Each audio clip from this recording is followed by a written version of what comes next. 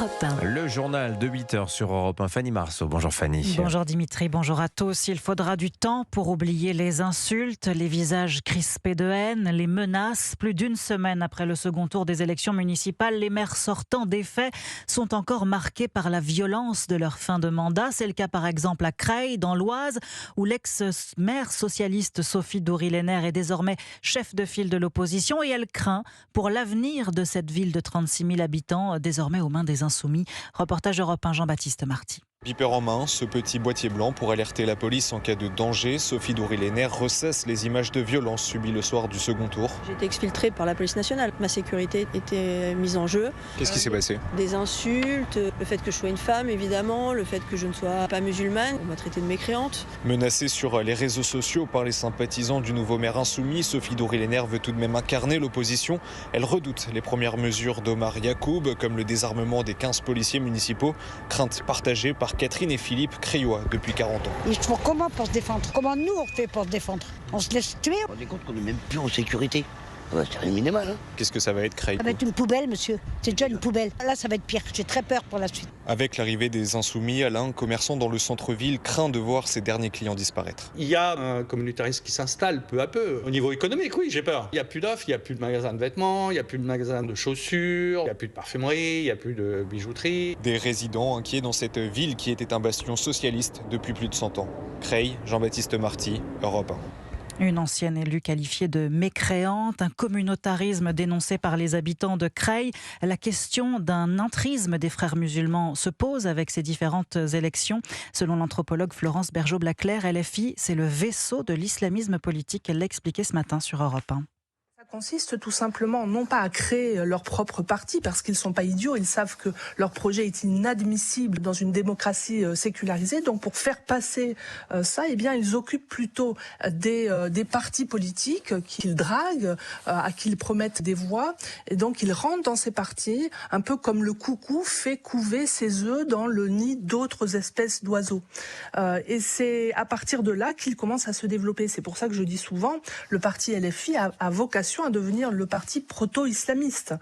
Peut-être qu'il ne s'appellera jamais islamique, mais il fera le job. Il fera ce qu'il est en train de faire finalement dans ces quelques communes qui seront des modèles pour le futur. Florence Bergeau-Blaclair, présidente du Centre européen de recherche et d'information sur le frérisme, invitée d'Europe 1 matin à 7h10. Interview complète à retrouver sur le site et l'appli Europe 1. Les conseils municipaux se sont donc installés ce week-end, parfois dans des conditions difficiles, notamment à Fresnes, dans le Val-de-Marne, où la mairie désormais acquise à la droite a été vandalisée la veille au soir. Selon plusieurs sources, une bande de voyous d'une cité voisine serait activement recherchée. Et vous écoutez Europe 1 matin, il est 8h04. L'enquête progresse après l'attentat des jouets samedi matin à Paris devant les locaux de la Bank of America. 3 personnes ont été interpellées, dont 2 mineurs. La garde à vue de l'un d'entre eux a d'ailleurs été prolongée hier. Le ministre de l'Intérieur dénonce ce matin encore un lien entre les commanditaires de cette attaque et le régime iranien. Il s'agirait d'un groupuscule nommé AI et qui revendique des attaques similaires en Belgique, au Royaume-Uni et aux Pays-Bas, visant notamment la communauté juive. Un groupe terroriste qui concentre toute l'attention des services de renseignement. William Molinier. Oui, le Achabaliani ou AI, nom qu'on pourrait traduire par mouvement islamique des compagnons de la vertu. Ce groupe, inconnu au bataillon avant le 9 mars, se distingue par sa propagande qu'il infuse dans une rhétorique religieuse. Il fait régulièrement référence aux Moudjahidines et aux Chevaliers de l'Ombre, sémantique habituelle lorsqu'il s'agit de désigner des combattants iraniens en dehors des frontières. Le logo du groupe est constitué d'un fusil de précision et d'un globe terrestre, rappelant celui du Hezbollah, autre proxy iranien. Et c'est justement sur la mécanique de ces proxys qu'il semble fonctionner. Plusieurs sources sécuritaires évoquent en réalité un groupe fictif, mais qui aurait été activé pour couvrir les actions des services iraniens à l'étranger. Leur modus operandi est connu. Ils recrutent dans les milieux criminogènes des individus prêts, en échange d'argent, à commettre un certain nombre d'opérations, de sorte que les commanditaires peuvent en cas d'échec nier toute implication et semer la confusion chez les enquêteurs et les autorités locales. William Molinier du service police-justice d'Europe 1. Alors craignez-vous une nouvelle vague d'attentats en France sur fond de guerre en Iran? C'est la question du jour sur le site et l'appli Europe 1. Vous pouvez y répondre dès maintenant, ça prend un instant, on vous attend. La guerre au Moyen-Orient va-t-elle toucher à sa fin? Donald Trump se dit cette nuit presque sûr qu'un accord avec Téhéran est imminent et se targue d'avoir permis un changement de régime en Iran. Nous avons affaire à des gens différents de ceux avec lesquels quiconque a eu affaire auparavant, dit-il. Je considérerais donc cela comme un changement de régime. Voilà ce que déclare le président américain. Bonjour Jean-Charles Banoun. Bonjour à tous. Correspondant d'Europe 1 à Tel Aviv. Jean-Charles, un accord avec les Iraniens comme l'évoque Donald Trump, ce n'est pas du tout ce qu'envisage Israël. Oui, alors ici, le gouvernement israélien se prépare plutôt à une guerre qui pourrait durer encore quelques temps, puisque cette nuit, le budget qui a été voté à la Knesset, le Parlement israélien, est un budget sans précédent pour la défense, le secteur militaire israélien, augmentation de 8 milliards d'euros pour atteindre 40 milliards d'euros. C'est bien la preuve que la campagne militaire en cours pourrait durer encore de longues semaines et ne pas s'arrêter dans les jours qui viennent.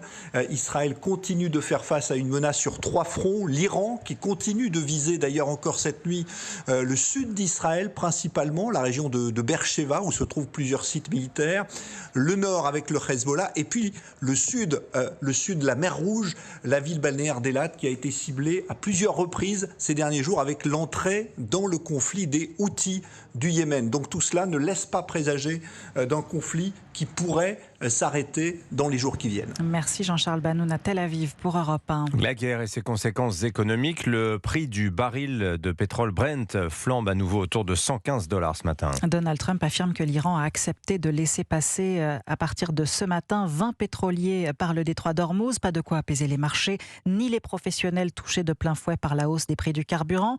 Les transporteurs se mobilisent aujourd'hui en Île-de-France alors que doit se tenir à Paris un G7 inédit avec les ministres des Finances, ceux de l'énergie et les responsables des banques centrales. Cette question également ce matin sur Europe 1, tout autre sujet. Comment mettre fin à la dérive des arrêts maladie? Le Premier ministre Sébastien Lecornu se dit très préoccupé par l'augmentation du nombre d'arrêts alors que les discussions sur le projet de loi antifraude doivent reprendre ce matin à l'Assemblée nationale.